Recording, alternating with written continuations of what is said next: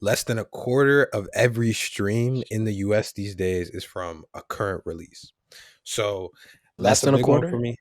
It's saying that the US market share on global demand audio streams has fallen from 43.4% in 2019 to about 27% Oh, in wow. 2025, which is a big drop. Like it's projected to drop below 25% in the next year or two.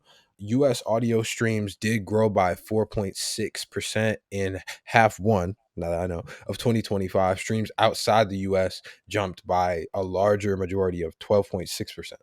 Some other things about this was really just the decline in the mega hit. So market share of the USA's top 10 tracks is shrinking in the first half of 2025.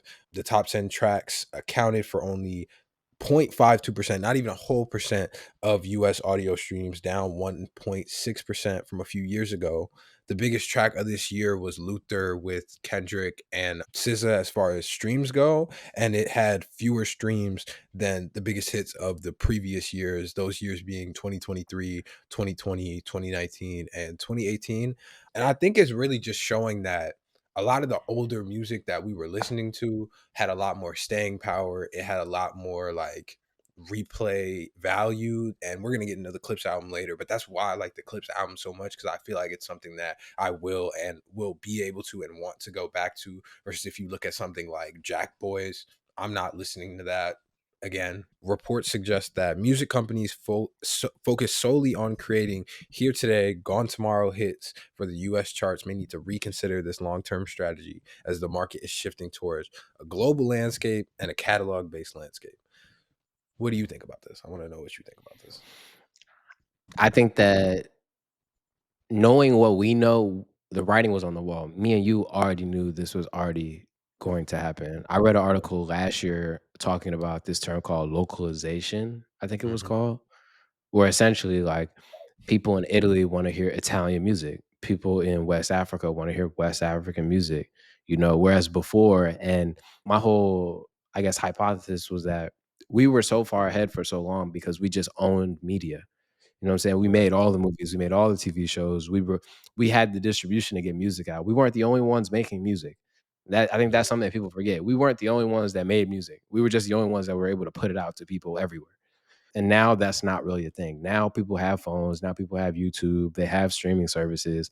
And so people in these local areas are making more culturally aware music, for lack of better terms. Like Hmm. somebody in Nigeria is going to know what type of show that somebody in Nigeria would like to watch as opposed to somebody in New York. They might have a better idea, essentially. And I also think I didn't know Luther was the biggest song of the first half of the year, but I think what's going to have to happen is, yeah, that last line you said, the here today, gone tomorrow hit. I don't think that'll ever leave, but I think it's a multitude of things. I think the first is that because the labels are so invested in artists and in labels now, it's like they're controlling the narrative in terms of what type of music we're playing, how we're putting music out, how we're releasing music, like that type of stuff. Like, I don't know if you read the little he put an image up on Instagram, Rema, talking about how the label wanted him to release that last album, Heist, and Hmm. how he actually went about it. They wanted him to do a traditional release where he like worked the single, put out the second single, put out the third single, but he fought for it to just be released as one body, one piece, one project, And I feel like songs on that still have staying power. Like a lot of those songs you'll hear out. But I think what it's gonna take for artists is just like you have to like unplug from the timeline. You just have to make good music for music's sake, as opposed to like thinking people are gonna forget about me. I need to put something out because I don't think anything substantial comes of that because you're gonna be looking at trends, you're gonna be rushing, you're just gonna be throwing stuff out as opposed to like what's good and what will people actually consume and what is actually a net positive essentially. But I'll be interested to see which artists actually do cut through right in the US because like we said, like people want to hear more local music. So you have to tap into those sounds to really be able to I guess get them to listen. And I think what do I think? I have another thought about like the streaming stuff that I'll share in a bit, but I think that hopping in the booth with producers and artists from those areas and really trying to understand the sound is something important. You know, like I think this season of On My Piano that we're doing, I can hear a lot of American artists on My Piano records. Like this weekend, I was working on instrumentals and vocal stems, like trying to put American artists on My Piano instrumentation. I think it's gonna take stuff like that where it's like you understand the vibe that they're on and you're trying to make something for them specifically in a way. Yeah, I even think I saw like somebody like Jordan Lucas. I was listening to some of the recent album he put out, the ADHD 2 shit, and he had a song Mhm. on there with J Balvin and Fireboy DML. And I I saw mean, that. yeah, it was a pretty good song. Like I think that's what's gonna have to start happening is like there is a whole nother market in all these other places open, and you just have to go and find them. You kind of have to use the Drake method. Like you kind of got to do the Drake thing and go and Yeah. go into these areas, understand their culture, like of course respect the culture, but go in there and collab with them and make some hits, make some hot shit. Yeah. Yeah. There was one topic that I forgot to mention to you beforehand that I thought somewhat related to this. So Afrobeats Intelligence, one of my favorite podcasts by Joey Atkin. He put out an episode last week with Lanre Masha, who I think he's West African, but he grew up here in the States. He went to TSU.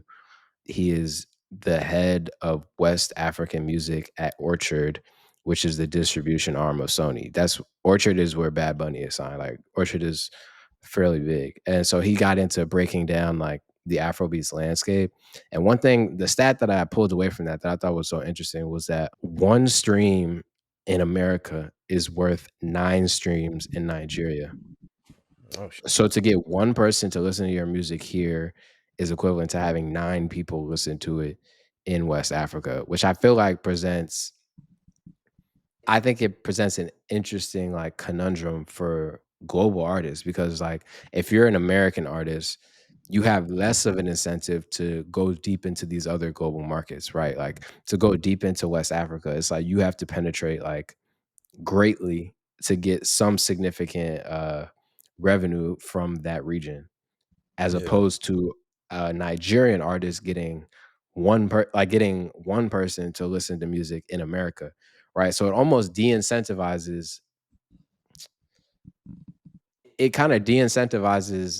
different groups of people, right? So a Nigerian artist probably has more incentive to go to, and I think this is why you saw Burna Boy turn so heavily into like Western music or try and like lean into it so much with like a City Boys and Naughty by Nature and stuff like that because you're Yeah. gonna get more you if you get more American artists listen to it, you're just gonna make more money. The country that pays the most for streams is Sweden, and that's because that's where Spotify is based. And I think we're gonna get a lot of interesting music because artists are gonna start targeting different markets in different ways, right?